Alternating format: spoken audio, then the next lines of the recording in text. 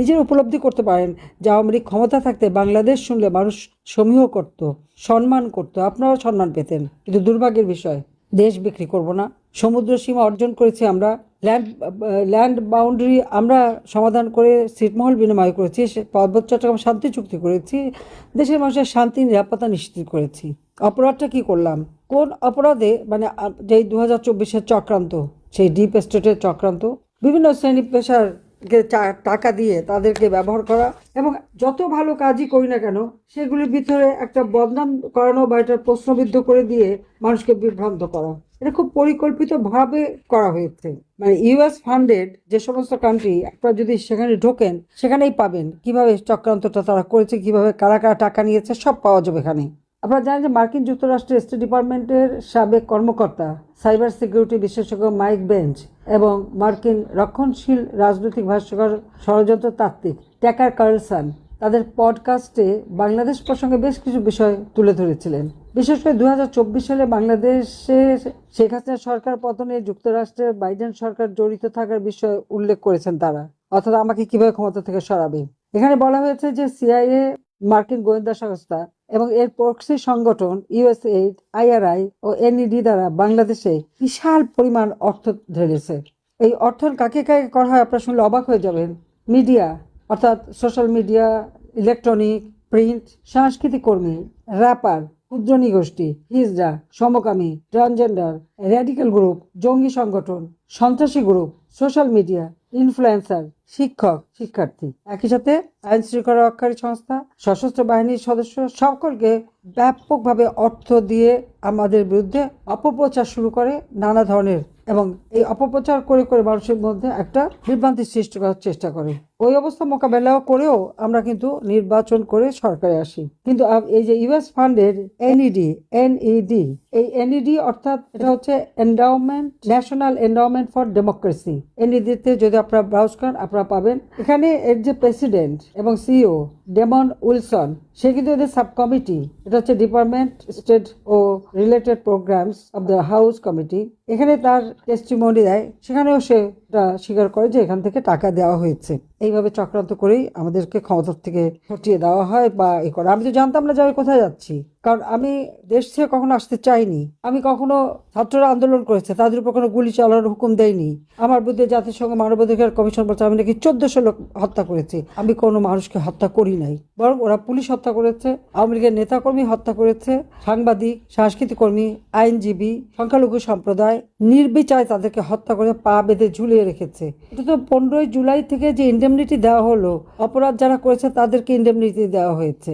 আর সব মামলা আমাদের বিরুদ্ধে মিথ্যা মামলা দিয়ে আমাদের আওয়ামী লীগের নেতাকর্মী ঘর বাড়ি জ্বালি করে ছাড়খাড় করেছে। আওয়ামী লীগকে নির্বাচন করতে দেয়নি। কেন দেয়নি জানেন? ওদের ওই গোয়েন্দা সংস্থা বলেছে আওয়ামী লীগ যদি নির্বাচন করে 53% ভোটার ভোট দেবে, বিএনপি পাবে 24% আর জামাত পাবে 11%। চক্রান্ত করে আওয়ামী লীগকে মিথ্যা অপবাদ দিয়ে আওয়ামী লীগকে নিষিদ্ধ করে, কিন্তু আওয়ামী লীগকে নিষিদ্ধ করতে পারে না। হাইকোর্টের রিট হয়েছিল যে আওয়ামী লীগ নিষিদ্ধ করার, সেই রিট পর্যালোচনা করে হাইকোর্ট বলে দিয়েছিল আওয়ামী লীগকে নিষিদ্ধ করা যাবে না। হাইকোর্ট যখন নিষিদ্ধ করলো না, তখন এই খুনি ফ্যাসিস্ট ইউনূস কি করে আওয়ামী লীগকে নিষিদ্ধ করে? স্বরাষ্ট্র মন্ত্রণালয়ের থেকে একটা এক্সিকিউটিভ অর্ডার দিয়ে আওয়ামী লীগের কার্যক্রম নিষিদ্ধ করে দেয়, নাম বাতিল করে দেয়, আমাদের নির্বাচন করতে দেয় নাই। আসলে দেশে তো আইনের শাসন নাই, বিচার নাই। বিচারহীনতা কিরকম? এই 12ই ফেব্রুয়ারি যে নির্বাচন হলো, এটাও একটা প্রহসন। আপনারা জানেন সেই নির্বাচনে ভোটারবিহীন নির্বাচনে 59% দেখানো হলো, আর যে ক্ষমতা আসলো কোনো পরিবর্তন নাই। বাংলাদেশের মানুষের কোনো পরিবর্তন আসেনি। দ্রব্যমূল্যের ঊর্ধ্বগতি, আইন শৃঙ্খলার অবনতি, বাংলাদেশে এই অনাচার যা ইউনূস করে থুয়ে গেছে, ওই তারেক জিয়া যে 21 আগস্ট গ্রেনেড হামলাকারী, 10টা অস্ত্র মামলায় সাজাপ্রাপ্ত, এফবিআই কর্তৃক দুর্নীতির জন্য সাক্ষী দিয়ে যে সাজাপ্রাপ্ত, সেই এখন প্রধানমন্ত্রী। এখন একইভাবে দেশ চলছে। আমাদের কথা অত্যন্ত স্পষ্ট। আচ্ছা, আপনারা অনেকেই এরকম অত্যাচারিত, নির্যাতিত হয়েছেন।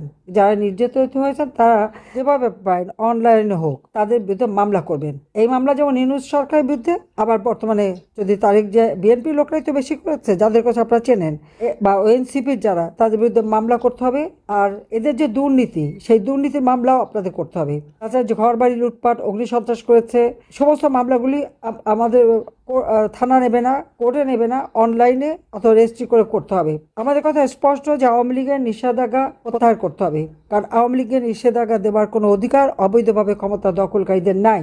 আওয়ামী লীগ যত নেতাকর্মী বন্দী, সমস্ত রাজনৈতিক নেতাকর্মীদের মুক্তি দিতে হবে। মিথ্যা মামলা দিয়ে আজকে 1.5 বছর হয়রানি করছে, নির্যাতন করে করে কারাগারে, একেবারে যখন মৃত্যুর মুখে তখন নিয়ে এসে হাসপাতালে ফেলে রাখে।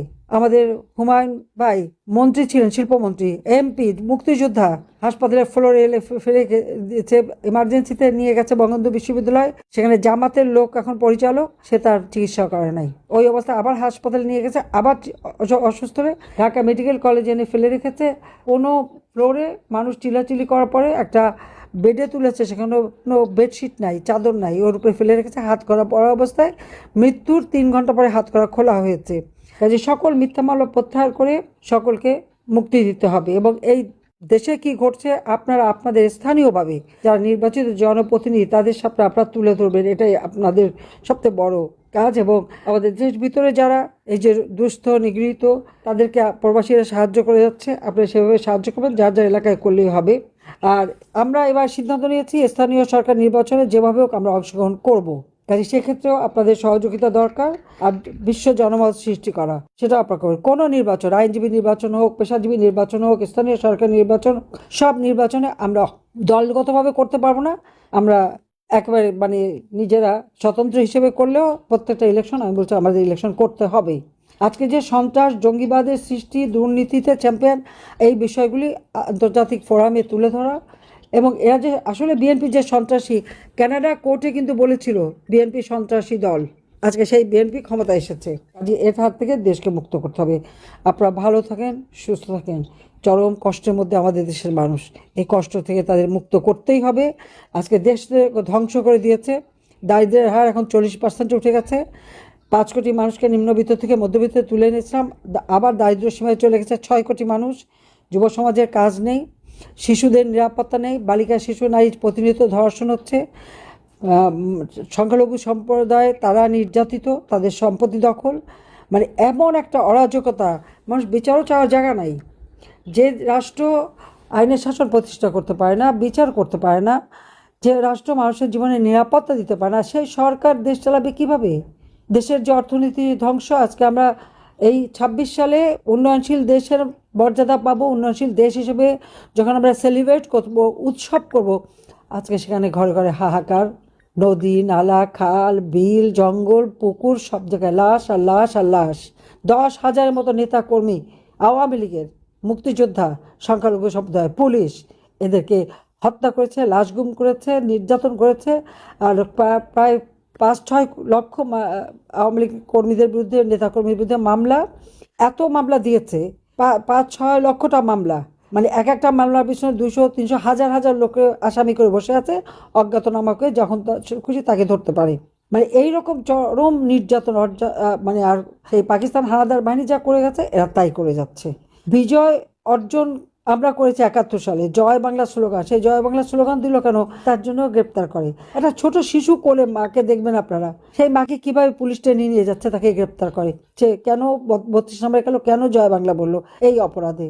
আজকে যদি জয় বাংলা স্লোগান না হতো, আজকে যদি জাতির পিতা দেশ স্বাধীন না করতেন, এত বড় বড় পোস্টে এত জায়গায় কি মানুষ যেতে পারতো? দেশে বিদেশে চাকরি পেত? ওই জেনারেল হওয়া বা সচিব হওয়া বা মন্ত্রী হওয়া, প্রধান উপদেষ্টা, কোনো কিছু হতে পারতো না। পাকিস্তানিদের বুটের তলায় থাকতে হতো। আর সেটাই বোধহয় এরা চায়। এরা পরাজিতদের সাথে আছে, বিজয়ীদের সাথে নাই। আজকে আবার আমার বিজয়ের বেশে বাঙালি জাতি মাথা উঁচু করে বাংলাদেশে বিশ্বের বুকে আবার মাথা তুলে দাঁড়াবে ইনশাল্লাহ। সেটা হবেই, আমরা সেটা করবই, এটাই আমাদের প্রতিজ্ঞা। জাতির পিতার প্রতি শ্রদ্ধা জানিয়ে আমার বক্তব্য শেষ করছি। খোদা হাফেজ। জয় বাংলা, জয় বঙ্গবন্ধু।